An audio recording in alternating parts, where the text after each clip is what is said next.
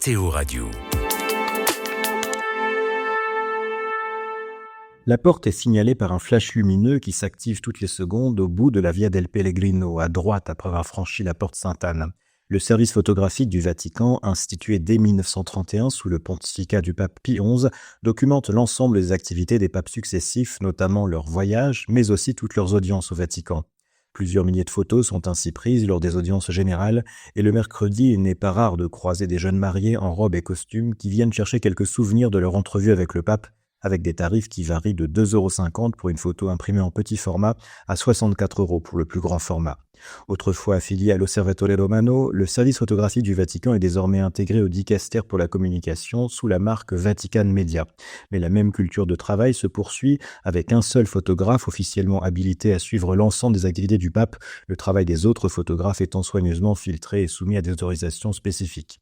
Francesco Sforza est devenu l'une des figures incontournables du Vatican en devenant le photographe officiel du pape en 2007, succédant alors au célèbre Arturo Mari qui travaillait avec 6 papes à partir de 1956 de Pie XII à Benoît XVI.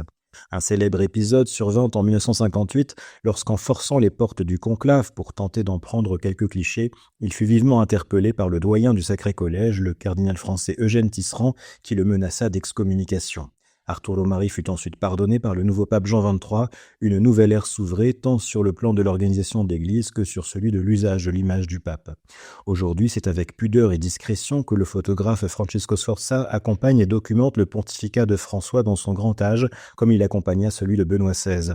Sa façon de se tenir en retrait, laissant son appareil photo au repos lorsque le pape manifeste sa souffrance physique, notamment lorsqu'il monte dans sa papamobile ou qu'il revêt ses habits liturgiques, montre qu'au Vatican, le bon photographe est aussi celui qui sait s'auto-limiter.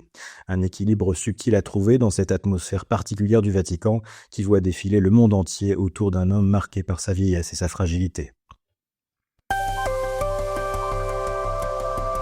Vous écoutez KTO Radio.